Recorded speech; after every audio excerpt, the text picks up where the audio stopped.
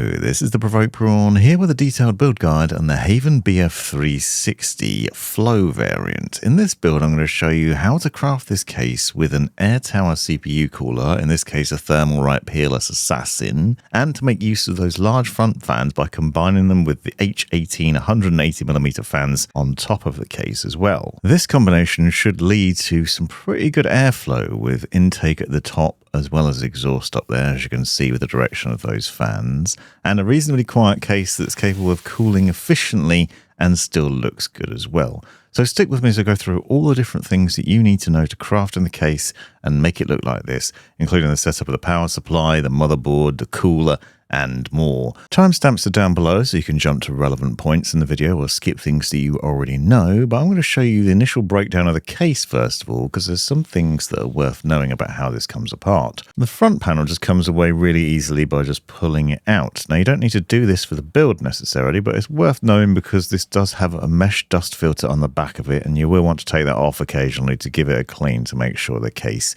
maintains its cooling capabilities. Most of the rest of the panels are held on with small screws at various points. So the glass panel has one screw that needs to be removed first of all, then it pulls out and lifts straight up. The rear panel also has a single screw at the back, but this is a bit more complicated because you need to pull it out and then lift it up as well. If you try and pull it all the way, you'll find you might accidentally break it and bend the pins at the bottom, because there's some pins that basically sit in the bottom of the case and notch into place there. So take care when removing that panel that you don't bend those. The top panel is held on with two screws at the rear on either side of the case. You need to remove these first of all before you can use that little handle at the rear to then pull it up and lift it out of the case. Take note of this because you don't want to accidentally grab that handle or try and pick up the case by the lid and then find you come across a problem in the future. There's also a mesh dust filter up here which you want to clean occasionally as well. So the case is mostly broken down now, and you can see we've got the two large intake fans and the 140mm exhaust fan. Those are already installed, but we're going to remove the top panel to install the additional ones first of all. There's two screws up there and then it slides out towards you and then lifts up. So watch how that notches into place there.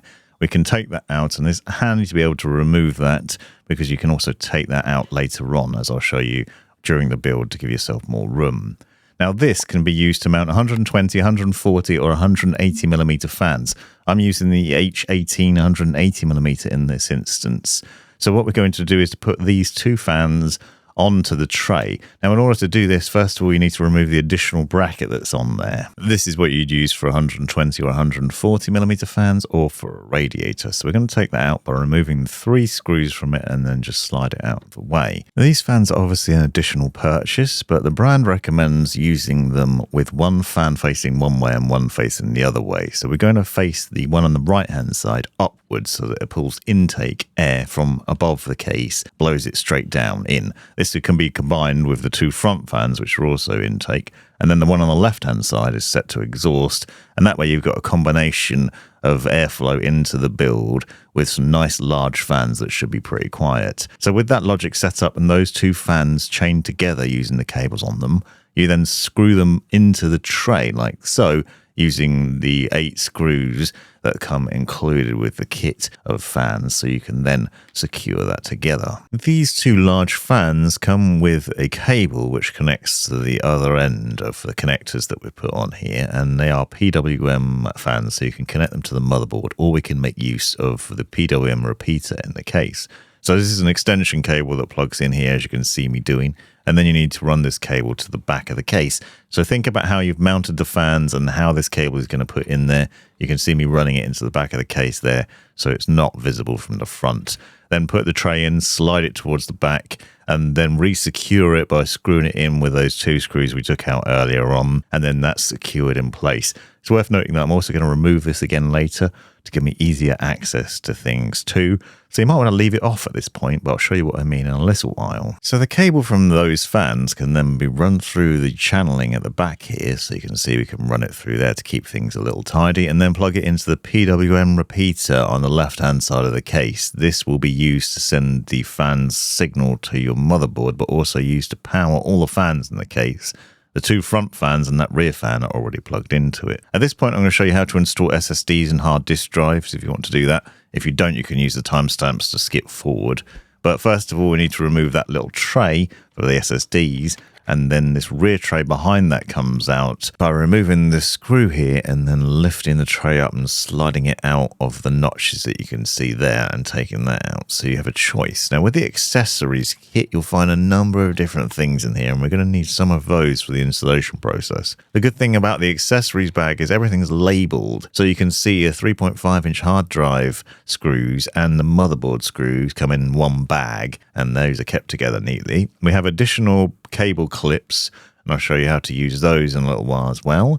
We've got the power supply screws, which are hexagonal topped, and you'll notice they're bagged up and labeled too. And then there's tools for removing standoffs and installing additional ones if you're using a different motherboard beyond an ATX motherboard. You don't need to worry about these unless you're using something other than an ATX motherboard. Then we've got 2.5-inch SSD screws, which we'll need in a second, and then some plastic cable ties if you want to aggressively tidy your cables and make things nice and neat. So with the trays removed, you'll see that on the left-hand side we have the tray for the SSD, on the right the tray for the hard disk drive. So you obviously only need these if you're going to be installing those things into your system. So to demonstrate how to do that, we've got a hard disk drive here. What you want to do is make sure you note the direction of the connectors as I put it into the tray. And then at the rear, you should finally be able to line it up so you can use these screws in 4 holes at the back to secure it. You should find as you move your hard drive around that those holes line up with the screw holes at the back here, and then you can secure that to the tray. So these trays can be removed from the case and then you can install hard disk drives into it. But if you do that, you can't then also use SSDs. So in this instance, I'm using 1 hard disk drive and then 2 SSDs, as I'll show you in a second, on the other tray lower down in the case.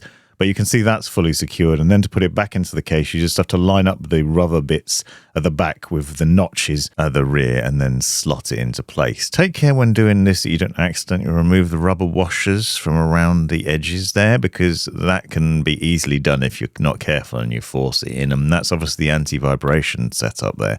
Re-secure it with the screw, and then that's solidly in place. Now, if you want to install SSDs as an alternative, you first need to remove the thumb screw and then take this little tray out. We can put 2 SSDs on one of these trays. So in theory, you can mount 4 SSDs in the case if you're only using SSDs and not hard disk drives. So on one side of the tray, you'll find there's little metal bits sticking out that basically push into the holes on one side of the SSD to secure it. On the other side, you use these 2.5-inch SSD screws, the M3x5mm, to secure into the brackets there. So make sure you've got the SSD facing like this so the connectors are facing downwards, and then you can basically secure one on the other side as well. So with that tray flipped over, you can then put the SSD on the other side by just doing the same thing again. So push the SSD in to those little notches there, slot it into place, and then screw it in. So you'll see that the connectors for this are basically available to be plugged in nice and easily once you've got this tray secured back into the case, because they're both visible at the bottom.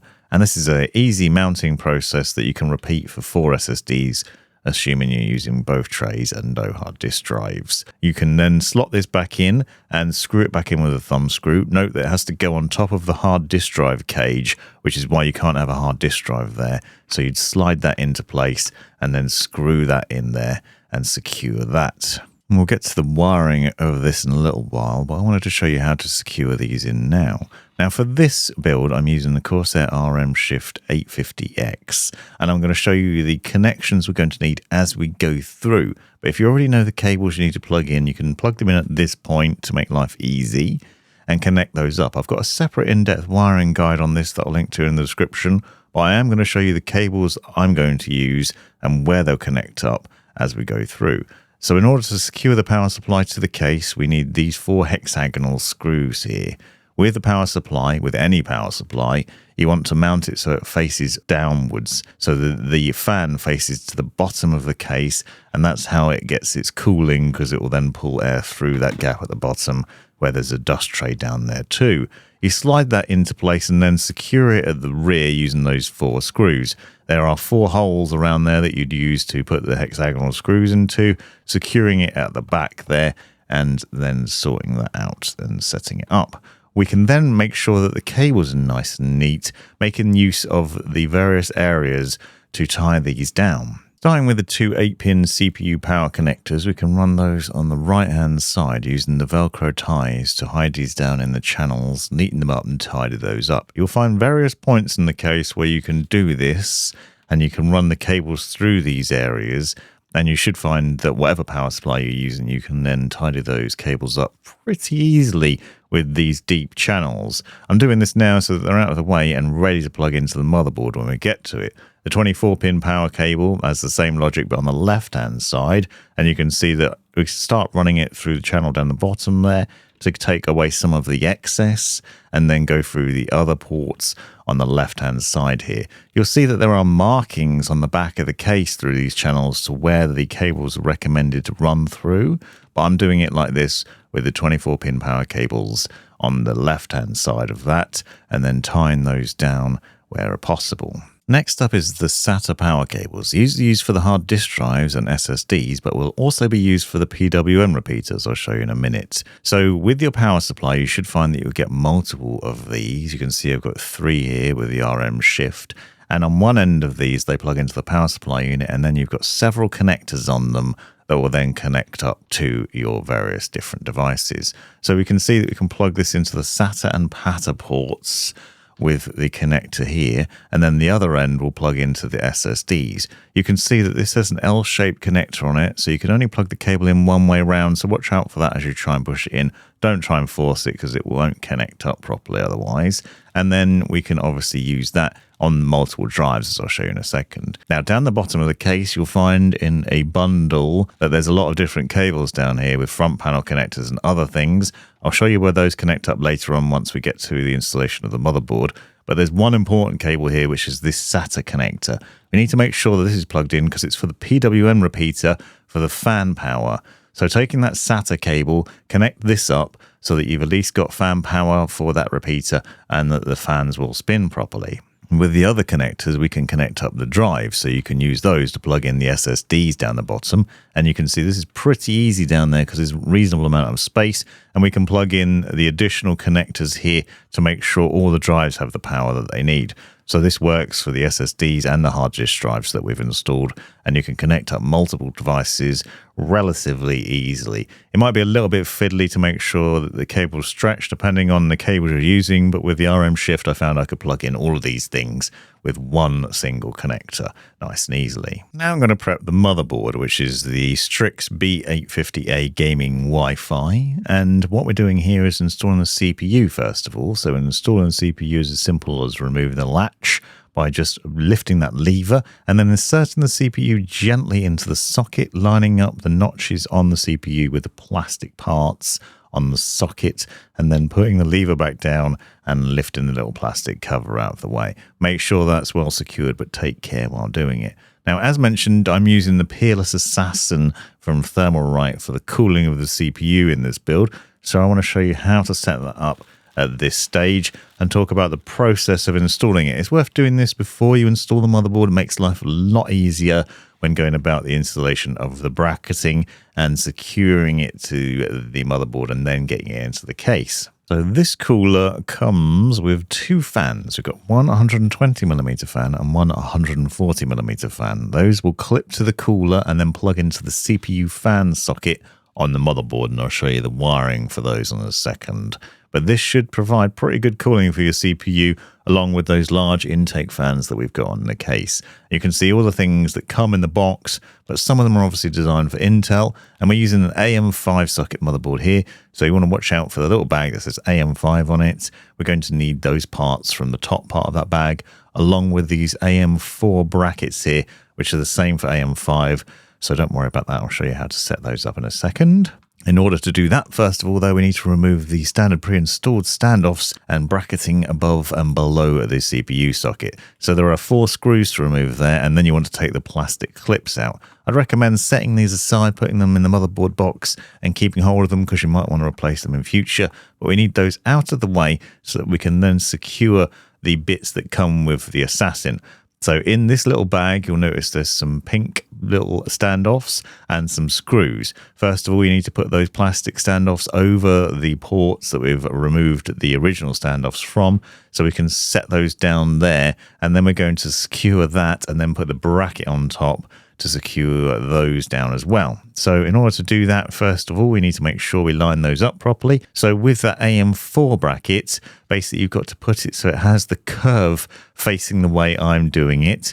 So you can see it curves up towards the CPU at the bottom, for example. You're going to put that down there, and then we're going to secure the screws through it. So this is an AM5 socket motherboard, but obviously we're using the AM4 bracket because that's all that comes with the Assassin, but it's designed to work like this still anyway. So with the long screws, we push them through that bracket, through the plastic standoffs, and into the holes that are on the motherboard from where we removed the original standoffs. Then make sure those are screwed in and tightened up nicely. Repeat the process on the top. Notice the curve for the bracket is now facing towards the CPU from the top as well. So the curve goes in the same direction, but obviously AM4 is now upside down at the top, but the right way up at the bottom. And with that done, we're now going to install the RAM. So we want to put a RAM in now. You need to unnotch the second slot and the fourth slot by pushing a little clip at the top, and then push your RAM into place. I'm using Corsair's Vengeance RAM here, and this will only go in one way round, so don't try and force it. You have to make sure you line up the slot properly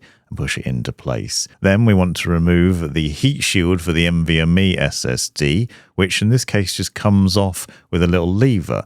On some motherboards, you might need to remove a screw in order to take that off, and then the NVMe slots into place by just pushing carefully into the port. With this slotted into place on this motherboard, there's a little clip that holds it in place on the other end. On some motherboards, you might need a little screw to secure it. You should find that included with your motherboard, or look for M2 screws. But you can see this is fairly easy installation, and putting it in the top slot should ensure that it gets the right amount of speed. I'd recommend at this stage removing the little plastic cover on the thermal pad on the heat shield and making sure you put the heat shield back in place, because these heat shields dissipate the heat nicely and ensure that the drive's cooled effectively and therefore will run at the right speeds. As mentioned, you might need to screw this back in on some boards. With the motherboard largely prepped now, we're going to install the thermal paste that's included with the Thermalright cooler. So you can put a blob in the center of the CPU. I would recommend, however, making sure that the thermal paste is spread across the top. You can use a little spatula or something similar for this to rub it across the top there and make sure there's good coverage. This ensures that the cooler seats down properly over the CPU and there's good thermal coverage there, will ensure nice cooling under use. We then need to remove the little plastic protective cover on the heatsink and then line the cooler up. So this cooler is going to sit down on the two screws that are sticking upwards from the bracketing we put in place there. So you seat that down like this, being careful not to rub it around too much because you don't want to damage the thermal paste we've put in place. And then you're going to need a long screwdriver. Mine was a bit short, so this was quite fiddly to do, but basically we're looking to secure those two screws. I'd recommend screwing one in a little bit, then moving over to the other one, screw that bit up, and then move back and forth between them. This will otherwise adjust the cooler into a bit of a strange position while you're doing it, which makes life awkward. So keep going back and forth between these two screws until it's nicely secured and you can't tighten it up anymore. Don't want to force it because you don't want to damage anything, but you do need to make sure it is tight so there's good contact there. Next up, we're going to secure the fans. You'll notice that the brackets come with labeling on them. So these two brackets are for the separate fans. One's labeled 140mm, the other one's labeled 120. So make sure you don't mix these up. The rounder fan is the 140mm fan. So we take those 140mm brackets and put them through the holes on the front of the fan to then hook into that. These are going to then hook over the cooler when it's in place and then set it up so that it's got good cooling. You need to make sure these are installed the right way around as well. So you want to see the front of the fan, that would be the intake setup. So what we're doing here is we're slotting that in the middle with the fan facing towards the right hand side so that it'll be pulling air through the radiator and helping to cool this. Now that obviously goes in the middle and then the 120mm fan goes on the outside. The clips are hooked over the radiator fins, as you'll see. So with the 120mm bracket, we'll repeat this process for the smaller fan. The reason this is smaller is so it doesn't interfere with your RAM. We slot that in like this, once again making sure the brackets are the right way round so the fan blades are facing outwards. So you want to do here is to line that fan up on the outside and then hook the brackets around the fins on the radiator and slot that into place like this. make sure that both fans are facing the same direction, essentially. We then have this splitter cable, which allows you to connect up both fans to a single connector on the motherboard. So take the connectors from both of those fans and plug it into this, and that will allow you to then use just one connector on your motherboard. Alternatively, you could use a CPU fan header and CPU optional if you wanted to do them separately, to plug those into the separate connectors. But what we're aiming for here is the CPU fan header, which you'll see here on the left-hand side at the top of the motherboard. We can connect that up and make sure it's plugged in nicely there. You'll notice that this is a 4-pin connector, and there's a little plastic notch there that you have to line it up with and slot it into place, so you can't plug it in the wrong way around. Now, to install the motherboard into the case, we'll use these 632 by 5mm screws. So with an ATX motherboard, you can just put it into the case as it is. We have to gently and carefully put it down into the case, making sure it lines up with the standoffs that are already installed in the case. You don't need to worry about installing additional ones or changing them, and then we just use those screws. So with the screws, we have to secure the motherboard in multiple points, and this is a little bit fiddly with the large cooler in place, but essentially there's 3 slots across the middle, 3 across the bottom, 3 across the top. Use those screws to make sure you secure those various points. Screws go through the motherboard and into the standoffs in the case, so just tighten those up and secure them down to make sure the motherboard's held in place properly. You can see it's a little bit fiddly here with the cooler, trying to get my hand in while also screwing it in. So a longer screwdriver might be beneficial to be able to do that, but in other points around the case, it's fairly easy to secure the motherboard like this and get it set up and ready for the rest of the installation. At this point, obviously, you'll notice that the fans on the radiator are facing the same way as the exhaust fan at the rear, so the air is going to go through the rad and straight out the back. So that's the cooling setup there. Now, with the cables from the cooler, you can also try and put them through the top bracketing here, through those little rubber areas to try and tidy that up a bit. And it's worth trying to push those through and neaten that up so you can get the excess out of the way. Now, for the power cables, we're going to look back at how we connect those up. So the 2 CPU power cables that I showed you earlier on running through the case, these are the ones we need for this motherboard. You might not need both of them, but I want to show you how to connect those up. So these are Type 5 cables on one end for this particular power supply unit. So those plug into the PCIe/CPU ports on the power supply end, and you can see I'm using the ones close to the motherboard connectors for this. And those will both then run through to the case and up and over the top and plug into the left-hand side of the motherboard. Now, it's worth using both of these. If you have the connectors on your motherboard, I recommend using both cables.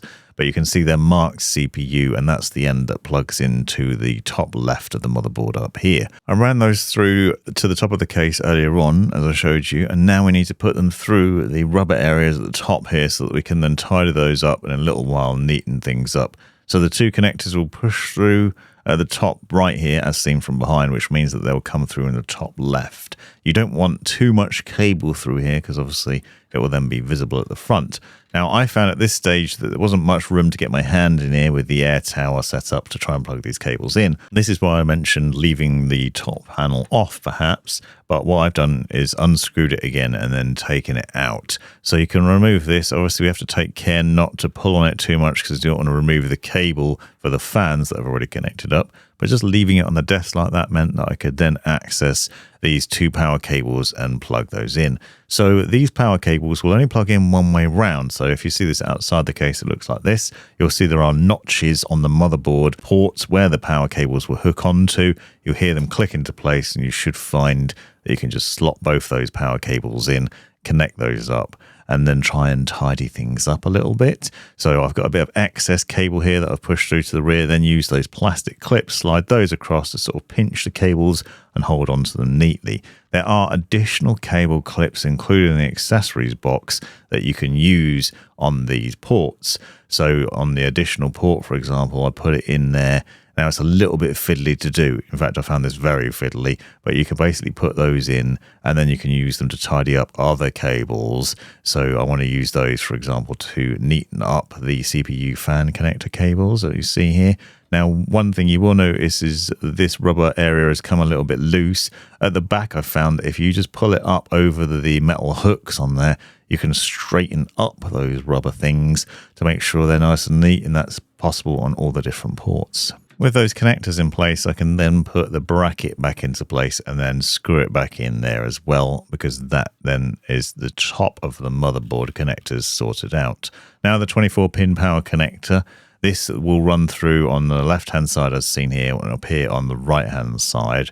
Watch out, because this cable too can only be plugged in one way around, so you got to make sure the connector goes through to the motherboard in the right direction. So this cable has two connectors on one end that plug into the power supply unit, and then the other end, the longer bit, plugs into the motherboard. You do need to make sure that both parts of the power cable are plugged into the power supply unit properly. So those will plug into the motherboard ports on the power supply end, so make sure they're pushed in and fully seated. If you find your PC doesn't boot, it could be that these cables are not pushed in all the way. So push those in, click those into place, and then the other end will run through and plug into the motherboard itself. This will be the same sort of logic on any power supply, but in the RM shift it looks like this. You plug those connectors in, and then we're going to run the cable through. Now on the right hand side near the top is where the 24-pin power connector is. You can see me running it to that port here and how it plugs in. It's got a little plastic hook on it, just like the two 8-pin CPU power connectors. So you need to make sure that you line up that hook properly, and you can see that from several angles here just to make it nice and visible for you. But you do want to make sure it's nicely pushed in and fully seated there and clicks into place. If that doesn't happen, then you might have issues with your PC not booting properly. Now we have the other connectors, the USB-A and USB-C ports, and they run in quite often on the right hand side and the same sort of area as the 24-pin power connector. So on this motherboard, for example, you can see them very close to the 24-pin power connector there. You have to refer to your manual for your motherboard if you're not sure.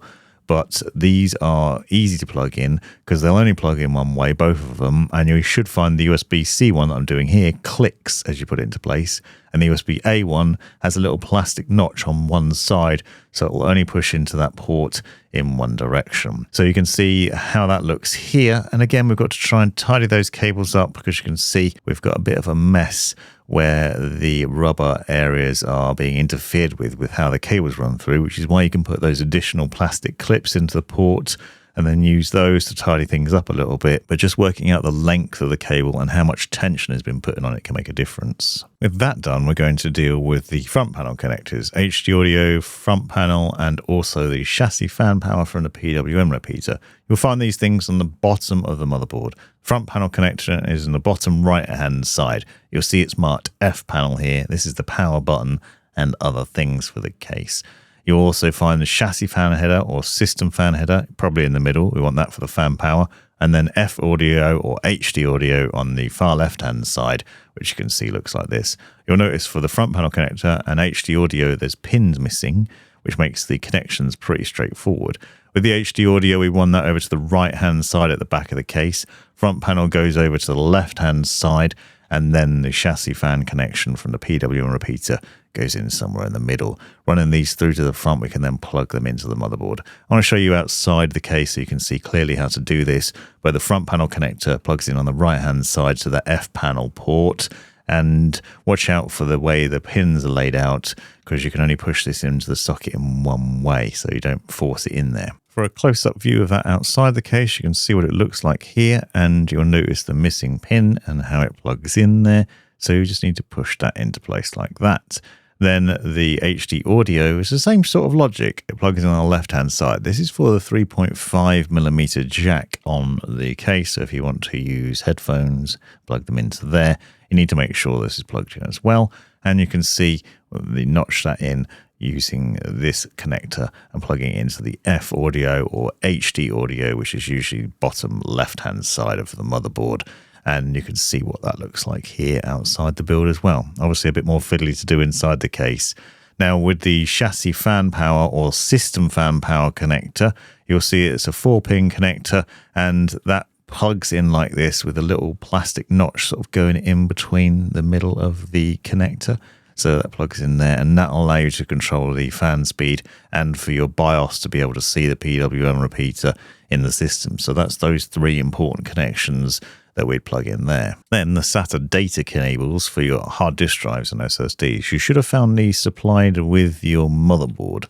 So you plug one connector into each of the drives we're going to use, and then you use the other end of that cable to run through to the motherboard through that port there. So you can see plugging in the SSD, and then those plug in on the right hand side somewhere on the motherboard, generally speaking. Important note here, you might want to wait to do this, and I'll show you why in a second, but we can install the GPU now by removing the PCIe brackets at the back of the case. Now my GPU is a 5070, and I'm taking out 2 of the brackets here. You can see the second and third one coming out. That should usually be enough. Sometimes you might have to remove 3 if you've got a slightly thicker one, but you can see we're going to put that in, gently pushing it into place. You've got to line it up with the X16 slot at the top. Those silver pins on the back of the graphics card have to sort of go in between the motherboard and the case, and then just push into where those brackets came out from the rear of the case there. Push that until it clicks in place, and then you want to re-secure it using those thumb screws on the left hand side that secure back in there as they came out from the PCIe brackets. They'll now secure into the graphics card and hold the GPU at that end. You'll notice at this stage that the anti-sag bracket is out of place, and I'll show you why that's going to be important for those data cables in a second. But what we need now obviously is the power cable for the graphics card. Now this is an NVIDIA 50 series GPU. The same logic will apply for the 40 series. This is a 12 volt high power or 12 volt 2x6 power connector. You should find this with most modern GPUs. On one end, we've got 2 power cables that connect up to the PCIe ports on the power supply end. You need to make sure that both of these are plugged in. This cable comes as an alternative to the adapter that comes with your graphics card that requires you to connect 2, 3 or more PCIe power connectors to your GPU, and it's a lot neater. So you plug those connectors in and then you run the cable through. Now I'm going to plug this in by running it from below, so you can run it through those ports just above the power supply unit and straight up towards the GPU. The important point here is we want to make sure this cable is quite loose in the way it runs through so that it doesn't have tension at the GPU ends. So you want to make sure you've got a good amount of slack going through there. Once it's run through to the front, we're then going to put it into the port and make sure it's pushed in fully and seated in there. So you do want to make sure this connector's all the way in. Some of the GPUs that have been melting have basically been caused because users haven't been putting the cables in properly. So you need to make sure it's pushed in, fully seated in there, clicked into place, and also there's not loads of tension on that cable. So you don't want to be pulling at it when you're pushing that in. Now I mentioned the anti-sag bracket, which will support the end of the graphics card. You can loosen this and then move it up. But what I then found is that the data cables from the SSDs were in the way, as I mentioned earlier. So at this stage I had to remove them. So it might be beneficial to not plug those in until you've done this, but you roll that anti-sag bracket up in that port until it reaches the GPU, and then you can loosen it again, angle that support there, tighten it up, and this will then hold your graphics card and support it so it doesn't sag over time. Nice addition to the case, but it's a little bit fiddly to then get the data cables for the SSDs and hard disk drives back in. I found you might not have the same problem as me, but it was worth noting that, I think. Now the build's complete, so we can put everything back on. As a reminder, that rear panel, you have to be careful to put the notches in at the bottom first of all. So put it in at an angle, slot it into place, and then re-secure it with that screw. The front panel goes on really easily by just clicking into place there with care. The top panel needs to obviously slot in and then be re-screwed in there so it doesn't come off when you go to move the case around. So 2 little screws going at the top there and secures that back into place. And then the glass panel slots in like this. So at the bottom first, then pushes in and then screws in as well. And at this stage, obviously you want to peel off the plastic from the glass as well. Although I'd actually recommend doing this before you put the panel in, because I found it got stuck at the bottom of the case when I tried to do it. But then the build is mostly finished. Another tip from me is that when you just connect your PC up to a monitor, mash delete on it when you've started it up so that you end up in the BIOS. At this stage, you can then look for the fan tuning section and go into the CPU fan section and set it to PWM mode. I'd recommend doing that for the cooler, but you can also go through and find the fans that you connected to the motherboard as well using the PWM repeater and set that to PWM mode. That will ensure that the fans go at the right speed and everything's working nicely. You can sometimes also use fan tuning in the BIOS depending on the motherboard you're using, which can be a good thing to do. Make sure XMP or DOCP turned on as well, and then exit and save and restart. And then hopefully once you've installed Windows and got your favorite games downloaded, you'll have a nice PC that runs quietly and works well. If you want to check out my review of the case and a couple of different builds that I did on it, check out that video linked in the description. Hopefully this video has helped. If it has, give me a like, subscribe, or do some of those other good things to help boost this up in the algorithm. This has been the Provoked Prawn. Appreciate you watching, especially if you made it all the way to the end. Thanks very much for watching. And also check out these other related videos that you might find useful.